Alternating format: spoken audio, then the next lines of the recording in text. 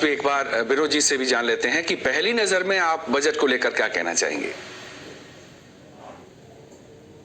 Sir, budget बहुत ही अच्छा budget रहा है और सबसे अच्छी न्यूज ये है कि कोई बुरी खबर नहीं है, यही सबसे अच्छी न्यूज है।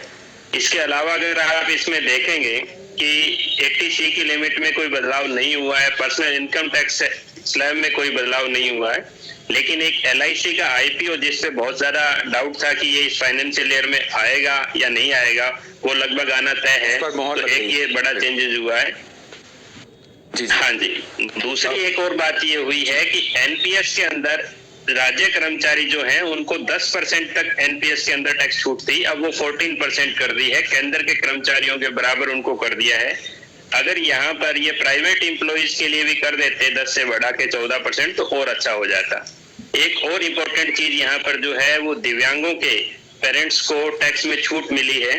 अब वो कितनी छूट मिली है वो फाइन प्रिंट आने पे मालूम पड़ेगा।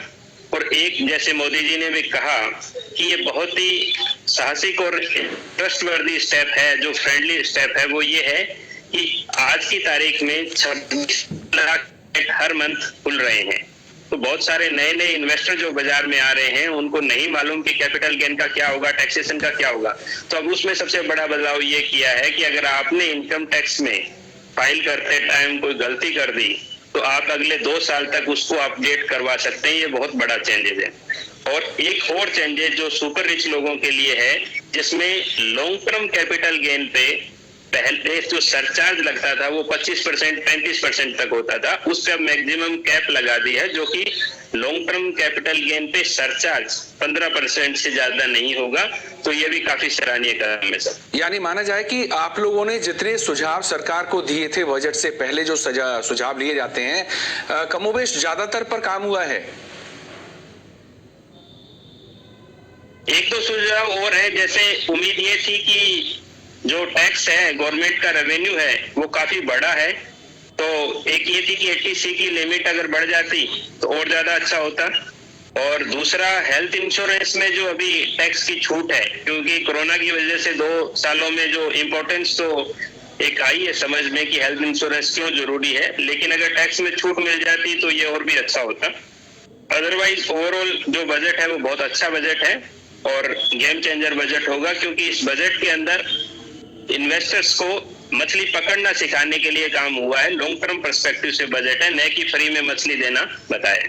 लेकिन सर, अजय टाटा जी, आपके पास आना चाहूंगा। आपसे जानते हैं कि पिछले 2 सालों से जो स्थिति बन रही है कोविड के कारण, उसमें तात्कालिक राहत की जरूरत थी। जैसा अभी विनोद जी बता रहे हैं कि दूरदर्शी बजट है, तो वाकई क्या तात्कालिक मदद की जरूरत थी और उसे ये पूरा करता है बजट, या सिर्फ दूरदर्शी होगा?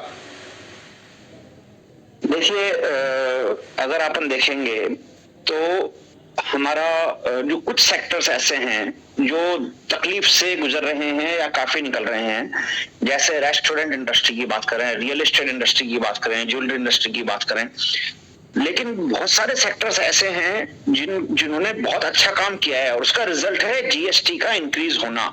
Maximum GST of the country is received in January. ये इंडिकेट करता है कि कहीं ना कहीं डिमांड बढ़ रही है, GDP के अंदर कहीं ना कहीं कंट्रीब्यूशन हो रहा है, सरकार के पास पैसे आ रहे हैं।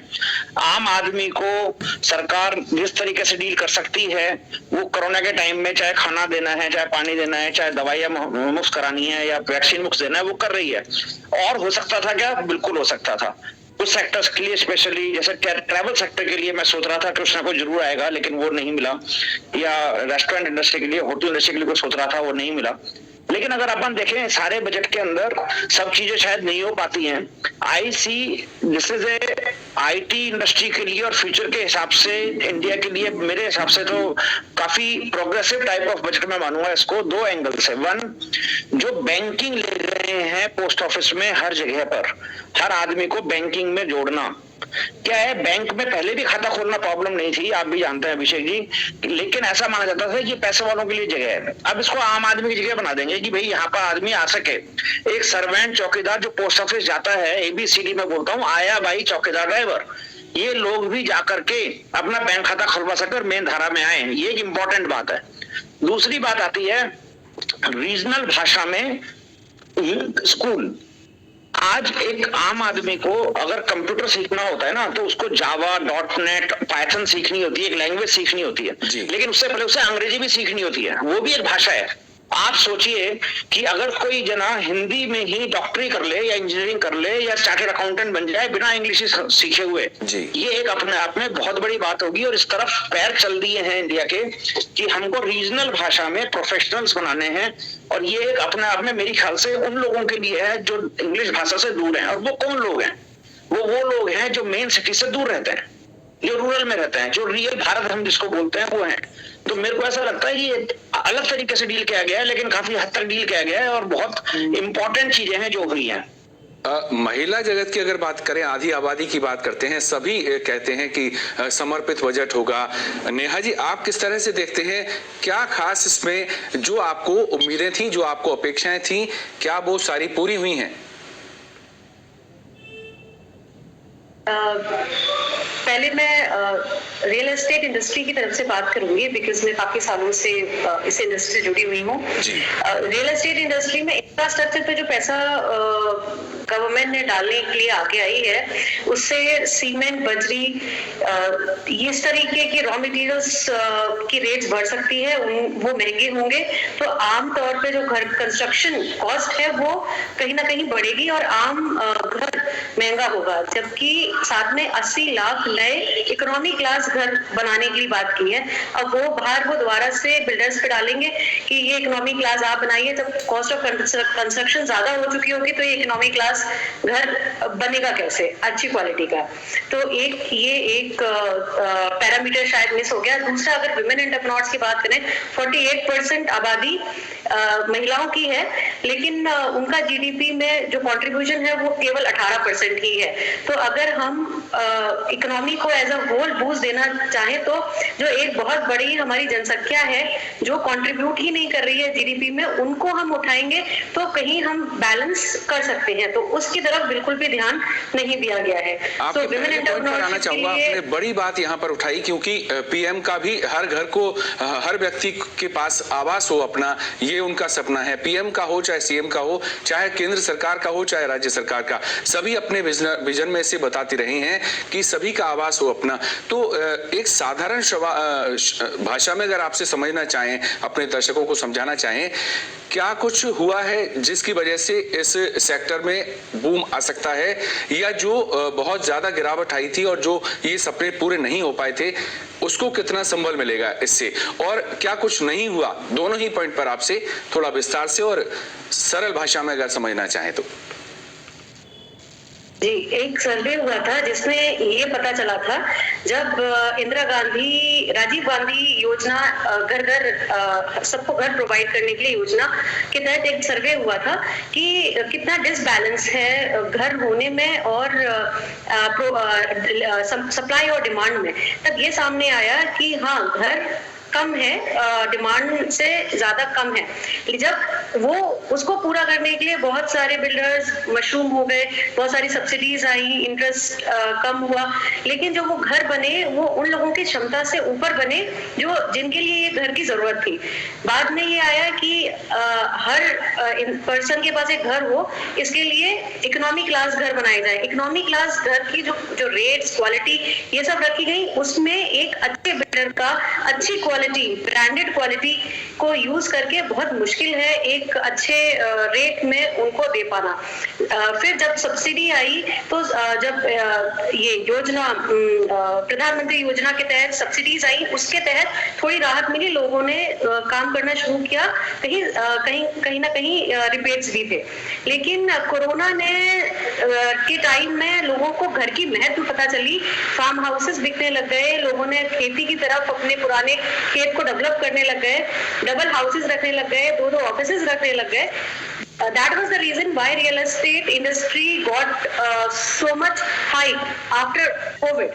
Because जहाँ ये था कि रेंट पे क्यों नहीं घर ले सकते, हमारा घर खुद का होना क्यों जरूरी है, ये सारी जो मिथ धारणाएं या एक साइकोलॉजिकली जो चेंज आया वो कोविड के बाद आया।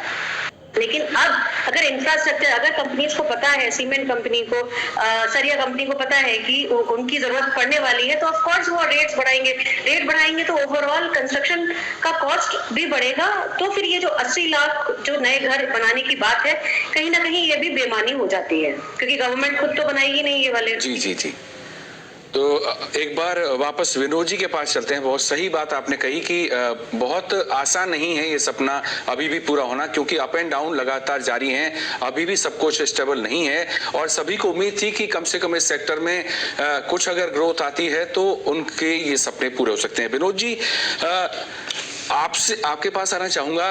इन पिछले 2 सालों में काफी कुछ गड़बड़ाया है, हालांकि चुनौतियां थी सरकार के सामने भी और पूरे देश के साथ दुनिया के सामने भी।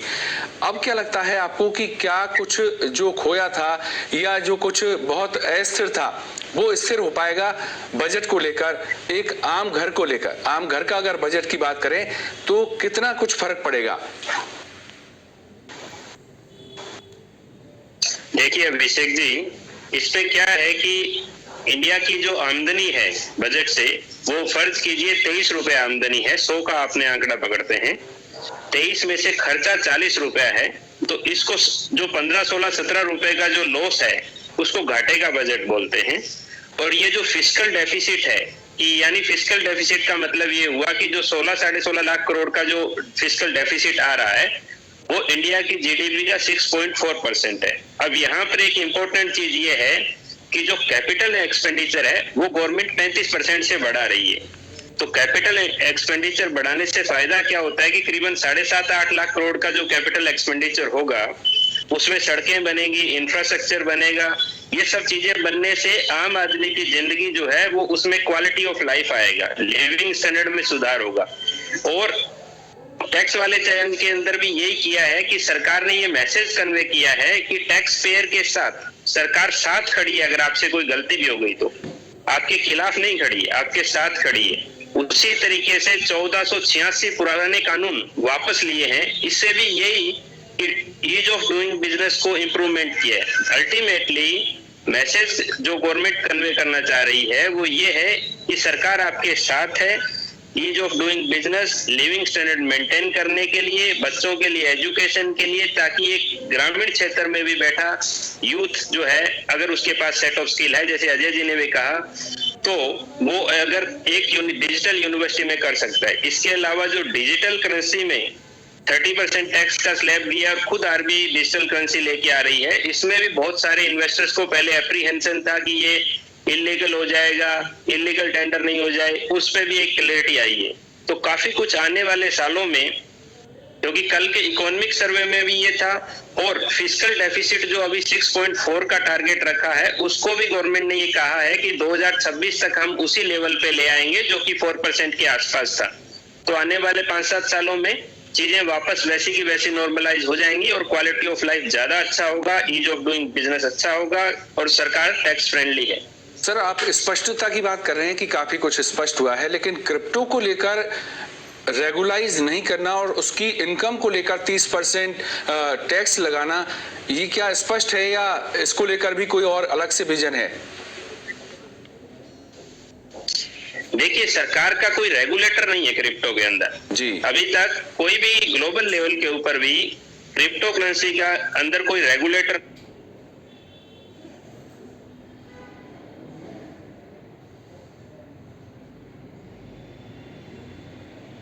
नहीं है। ये कोई